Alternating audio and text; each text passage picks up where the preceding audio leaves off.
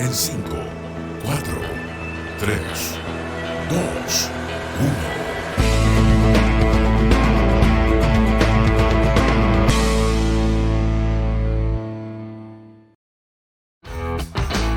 1. Hola a todas y todos, les doy la bienvenida a este nuevo episodio del podcast La Comunidad de los Datos, transmitido por la radio TX Plus. Hoy es un día muy especial porque a pocos días de que tengamos que votar en las elecciones por una nueva constitución, vamos a conversar sobre los derechos digitales que están consagrados en su texto constitucional. Así es que, bueno, tenemos una invitada muy especial también. Saludamos a uno de nuestros auspiciadores, Maglione Abogados. Este estudio jurídico es recomendado por los rankings más prestigiosos a nivel mundial como uno de los mejores estudios de Chile. Lo puede conocer en magliona.cl. Y bueno, hoy día nos acompaña Patricia Peña, que ya nos habíamos conversado con anterioridad. Patricia, académica de la Universidad de Chile, experta en tecnologías digitales y género, magíster en comunicación, nuevos medios y sociedad de la London School de Inglaterra. Patricia además es parte del directorio del Internet Society en Chile, presidenta de la Fundación Datos Protegidos, y con quien además pudimos trabajar juntas en varios aspectos de estos derechos digitales y esta propuesta constitucional que se encuentra a la vanguardia en este tipo de derechos en el mundo. Patricia, muchas gracias por darte este tiempo. Estamos en vivo hoy día, 11:30 de la mañana. Gracias. Hola a todas, hola Jessica, hola a todos, a todas, a todos que nos escuchan en TXS Radio. Gracias por la invitación de nuevo, Jessica. Muchas gracias, Pati. Bueno, Pati, un poco ya han habido un par de, no sé si acá la idea es que las personas hoy día en este capítulo puedan conocer, los que no han leído o que no conocen acerca de estos, de contemplar derechos digitales en la nueva Constitución. Para aquellos que no saben, bueno, hay varios artículos referidos a estas materias, como les decía, durante el curso de la tramitación de este texto constitucional. Hubo mucha discusión de qué derechos había que contemplar y qué derechos no. Uno de los derechos que ya estaba en la Constitución anterior era el derecho a la protección de los datos y vuelve a contemplarse también en este texto. Pero hay otras novedades bastante importantes, como el derecho al acceso a la conectividad digital y a las tecnologías de la información, o el principio de la neutralidad en la red, la educación digital, la accesibilidad digital. Bueno, vamos a hablar un poquito sobre estas cosas y cuáles son esas cosas relevantes. Pati, te dejo a ti un poquito para que conversemos sobre Bueno, la conectividad, para partir. sí, bueno, primero muy de acuerdo contigo en que la verdad la apreciación que uno está teniendo también en la medida en que estamos en contacto con gente de fuera de Chile, es que se considera que realmente esta propuesta de texto deja a esta propuesta de constitución a un nivel bastante de vanguardia en relación a consagrar una cantidad de derechos que no necesariamente las encontramos en otras constituciones hoy día en el mundo, o a partir de reformas constitucionales como se fueron haciendo en algunos países latinoamericanos como Perú, Colombia, México, por ejemplo, o también en Europa. Entonces, primero, hay como mucho interés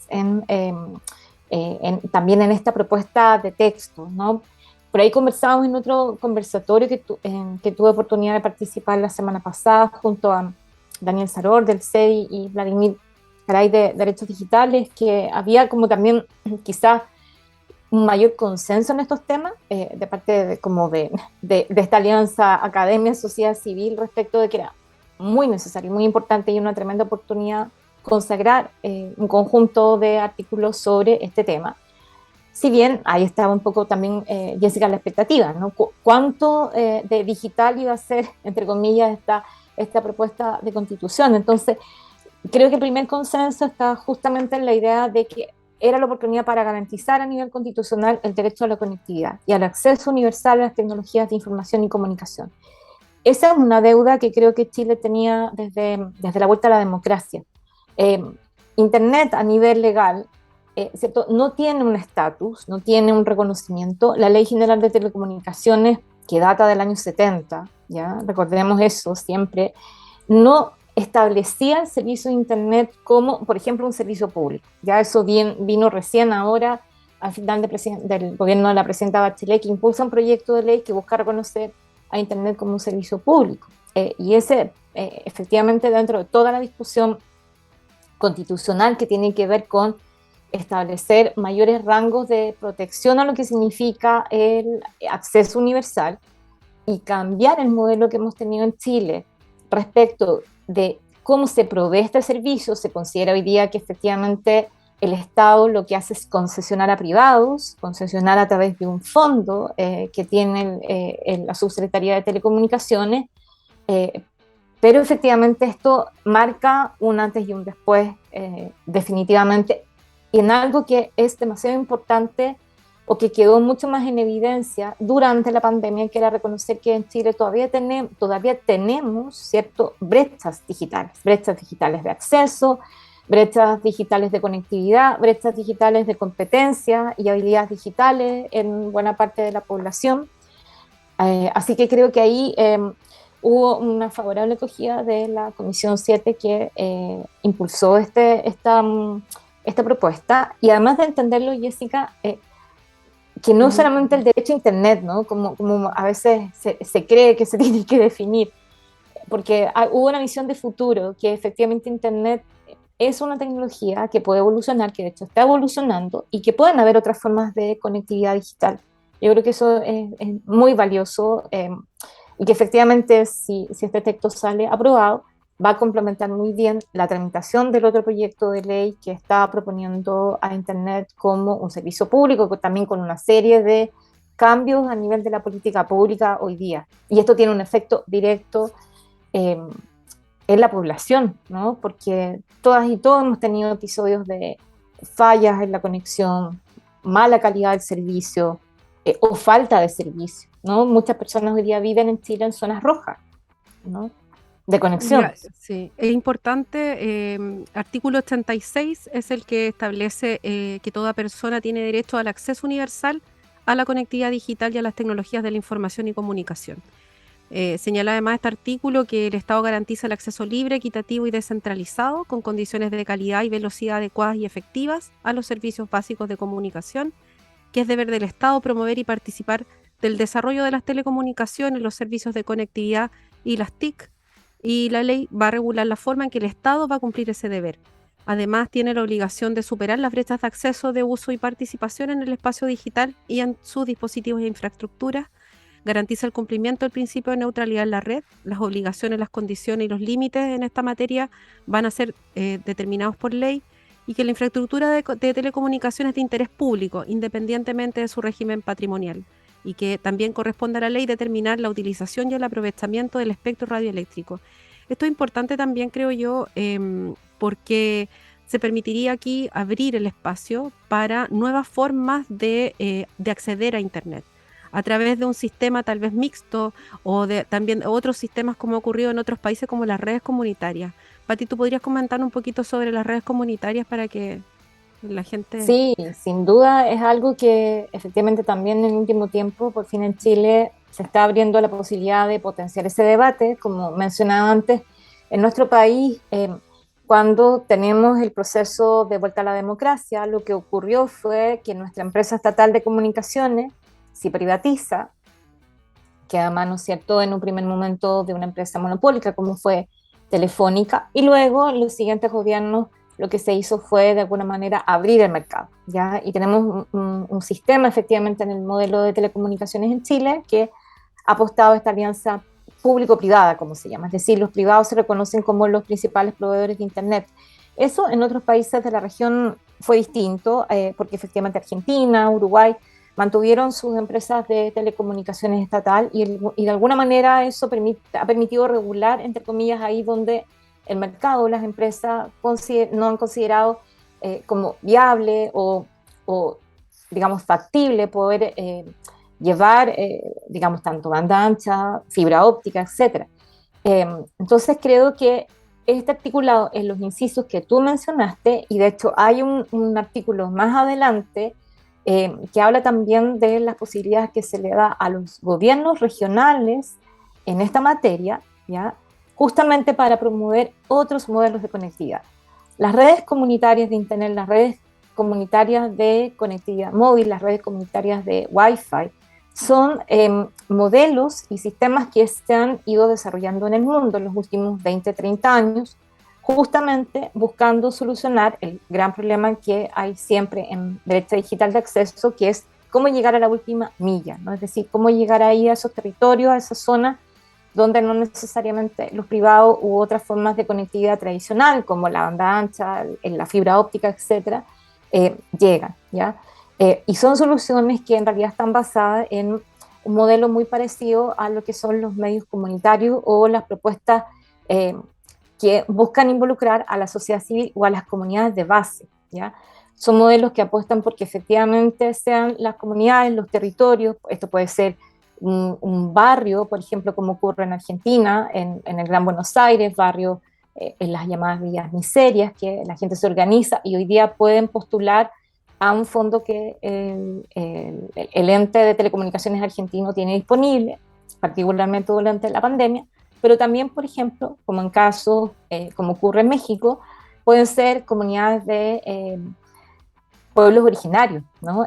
México hizo una reforma de telecomunicaciones hace ya algunos años muy interesante que permite, ¿cierto?, la licitación del uso del espectro radioeléctrico a comunidades indígenas, ¿no? Para tener sus propias asociaciones, por ejemplo, de proveedores de telefonía móvil, y ahora en el último tiempo están avanzando hacia modelos de proveedores de internet a través ya sea de antenas, ¿no?, que efectivamente las comunidades se involucran incluso en su implementación. Eso para los modelos de redes comunitarias es muy importante, implica la participación y el involucramiento de las comunidades, no solo como usuarias o como beneficiarias, sino que también como quienes van a estar a cargo de la sostenibilidad de estos proyectos. Entonces, por ejemplo, se han formado cooperativas de telecomunicaciones, asociaciones locales de servicios. La verdad es que son modelos que sobre todo Internet Society en América Latina nos invitó a ir a isoc.org y también hace un tiempo atrás, el año pasado, organizamos un conversatorio en el capítulo de Chile de Internet Society sobre este tema, donde mostramos 3 ejemplos. Hay casos que tienen que ver, como te decía, con Wi-Fi, apertura de Wi-Fi, por ejemplo, a partir de una antena. En Chile, por ejemplo, hay un proyecto muy interesante que ha usado toda la liberación que se está haciendo gracias a la televisión digital del espectro, lo que se llaman las zonas blancas, como un sistema, un modelo para que pase por ahí una señal de internet y eso llegue a una comunidad específica donde de otra manera no es posible llegar. Y quiero reforzar ahí, Jessica, que es algo que creo que para el país es muy interesante ponerlo en debate, en discusión. Ahí podemos potenciar muchos debates además interdisciplinarios, frente también a esta idea de que en Chile tenemos ya esta idea de internet satelital, ¿no? Tenemos 2 proveedores muy importantes que han llegado a Chile, Amazon y Starlink, y donde si bien es una buena alternativa y es una tecnología interesante, el problema que tienen ambas, ofertas hoy día, las 2 empresas, es que todavía es un servicio muy caro, carísimo, ¿sí? O sea, la instalación, la mantención, en cambio, estos otros modelos apuestan por establecer precios más justos, ¿ya? Y yo creo que puede ser muy interesante esa mezcla de poder hacerlo desde una alianza público, privado, sociedad civil, academia. Aquí la academia tiene una tremenda oportunidad para innovar, para desarrollar investigación aplicada. Sí, creo que Chile está como bien atrás en ese sentido, a diferencia de otros países como México, Colombia, Brasil también, que ha hecho lo suyo. Bueno, creo que es una alternativa bien interesante, acceso universal a la conectividad, no el acceso universal a Internet, sino que a la conectividad, que pueden existir más adelante en el futuro otras formas de poder conectarse. Esto creo que, bueno, comentarles también a las personas que nos escuchan que con Patricia trabajamos también, fuimos parte de... Trabajamos con la Comisión 7, con 2 constituyentes que fueron quienes estuvieron trabajando muchísimo en el articulado de los derechos digitales, en conjunto con muchas otras personas que también son expertas en estas materias y que también estuvieron presentes. Más allá de las iniciativas populares de norma, que hubo muchas también que quedaron fuera porque no alcanzaron la cantidad de firmas. Por eso en general se ha hablado de que respecto de los derechos digitales no ha habido mucha discusión del contenido. El contenido que está propuesto en la Constitución en estos artículos es un contenido que deja tranquilo, la verdad, que a todos los expertos en materia de tecnología. Y claro, por supuesto que hay unas novedades acá.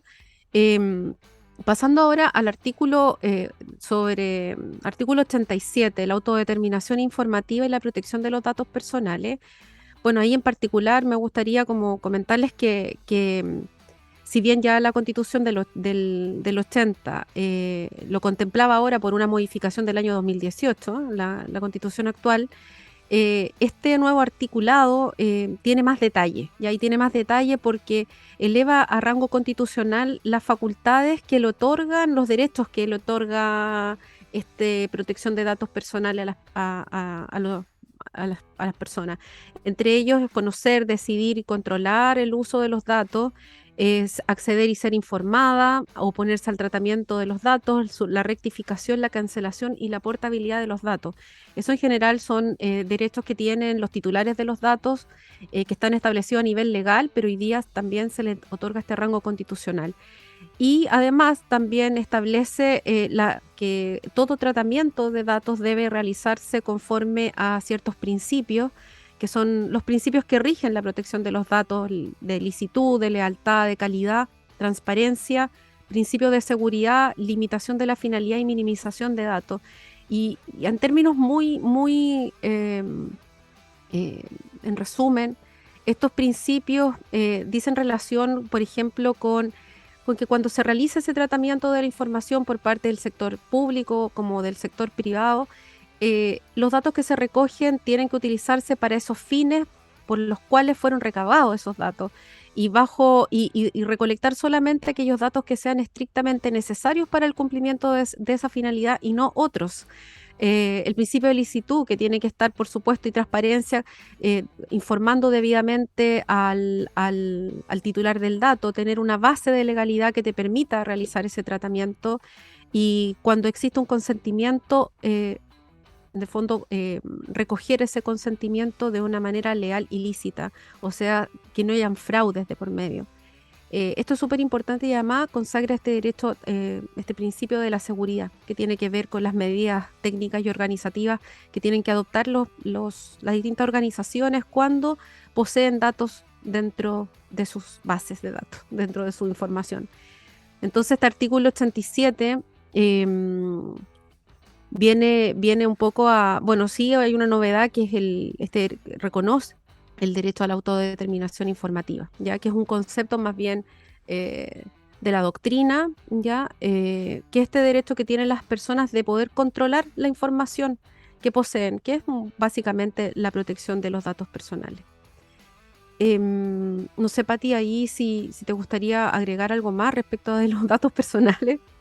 Bueno, estamos viviendo unos días que creo que de alguna manera han vuelto lamentablemente como a poner el alerta, ¿no? Esta nueva situación de hackeo a una plataforma de una institución pública, también una cantidad de situaciones que siguen pasando a diario en el hackeo de cuentas, de plataformas de redes sociales o de lo que es más común para las personas, el WhatsApp. Entonces creo que sobre todo acá este articulado también va a permitir no generar no solamente un marco institucional que dé mayores garantías, como tú decías, Jessica, sino que también que permita trabajar fuertemente en la educación y en la prevención. Yo creo que eso es un aspecto que no debemos olvidarnos en ninguno de estos derechos, que aquí todavía nos falta mucho en educación y formación en esta cultura digital en que vivimos, entender cómo funciona la tecnología. Y ahí quiero destacar entonces que ese articulado se conecta con el siguiente de educación pero bueno, digital. Importante que este artículo 87 de protección de datos personales también dice relación con varios artículos de la Constitución. Uno es con un nuevo derecho, que este sí que es inédito, no existe en otra Constitución, el derecho a la seguridad informática, la protección y la promoción de la seguridad informática. Y aquí lo unimos un poco con estas obligaciones de adoptar las medidas que sean idóneas y necesarias para garantizar la triada de la seguridad. ya que es la integridad, la confidencialidad y la disponibilidad de la información. Incluso acá en la Constitución se incluye la resiliencia de la información que contengan los sistemas informáticos.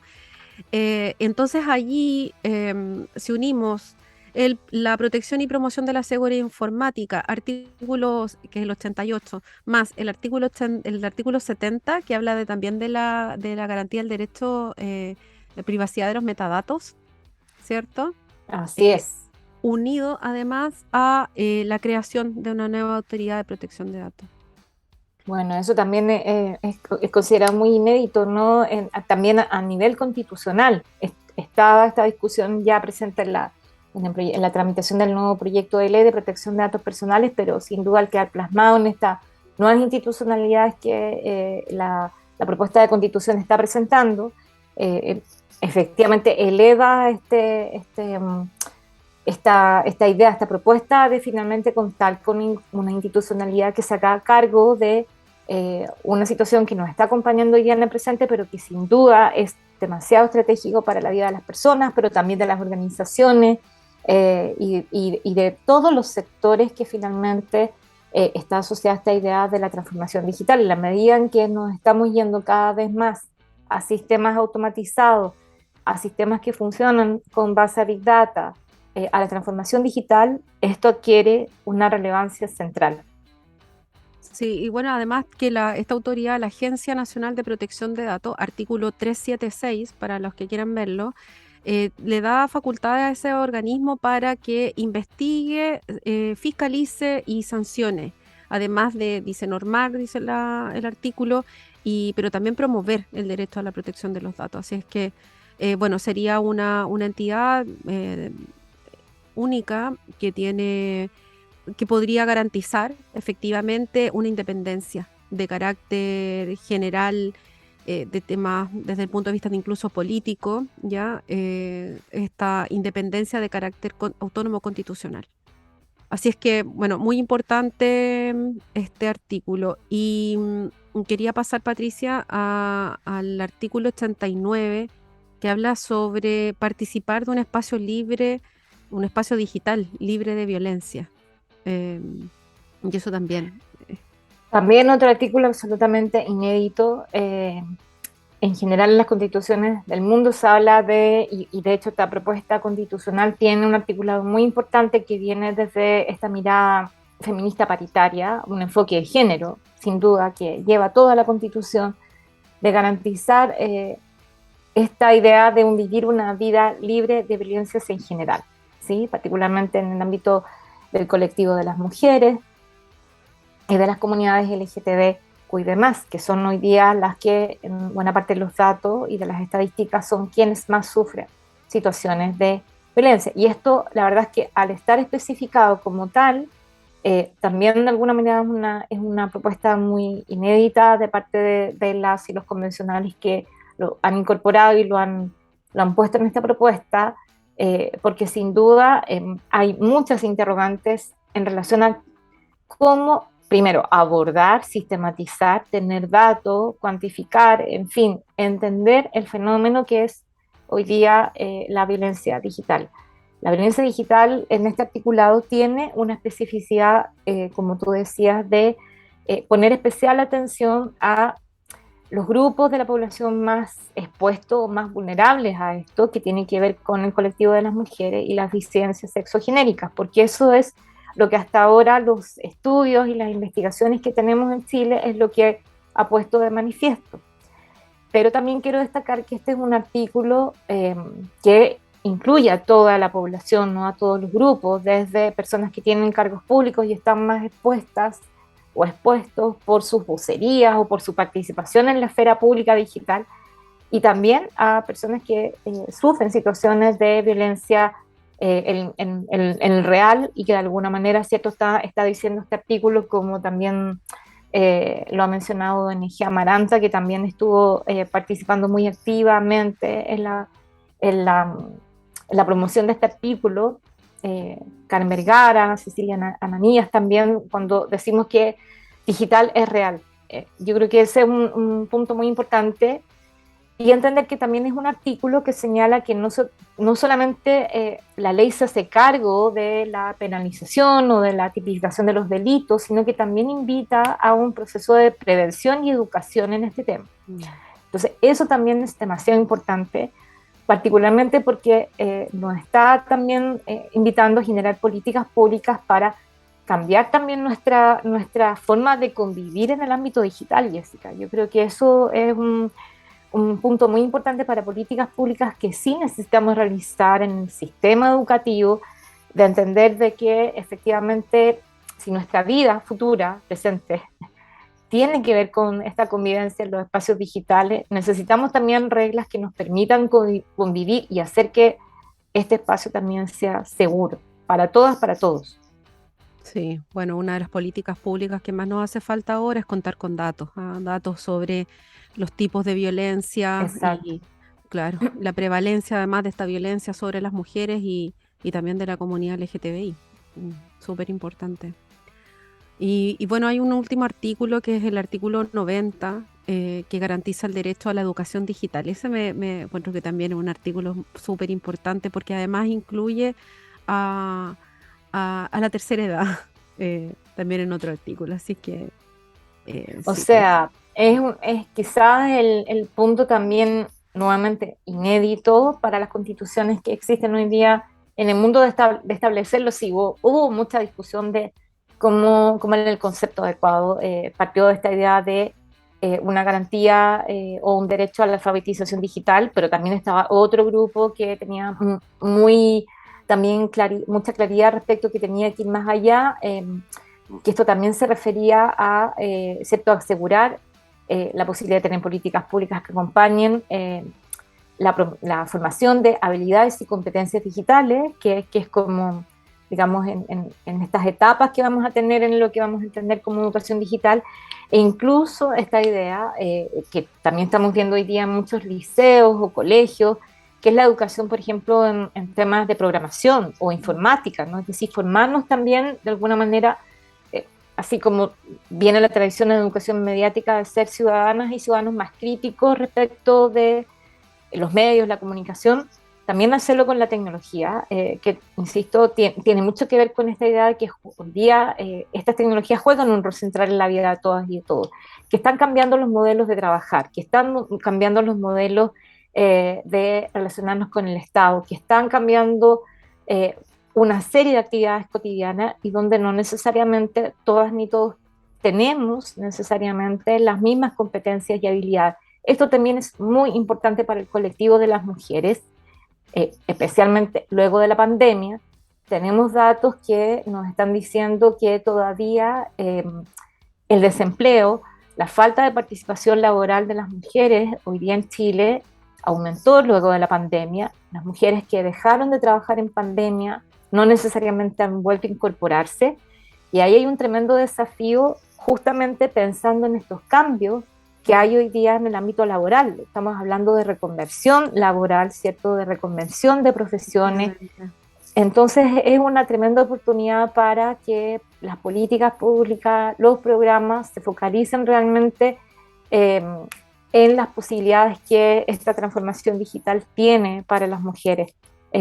Así que creo que en ese sentido también vamos a tener, y esperamos que haya un debate muy interesante cuando, si esto queda consagrado finalmente, de cómo se va a implementar. Pero hay muchas posibilidades para muchas organizaciones de sociedad civil, la academia, el rol que juega también la política pública en promover programas mucho más, yo digo, innovadores, ¿no? No solamente quedarnos, o sea, siempre tiene que haber alfabetización digital, como tú decías, Jessica, porque además hay un artículo más adelante, que ahora perdí el número, pero que habla específicamente, ¿cierto?, de la preocupación que tiene que tener el Estado en acompañar, por supuesto, a la población adulta mayor, que todavía tiene esta brecha de competencia, esta brecha de accesibilidad, claro, accesibilidad digital para personas de tercera edad y personas así con es. discapacidad. Sí. La accesibilidad digital es demasiado relevante que haya quedado en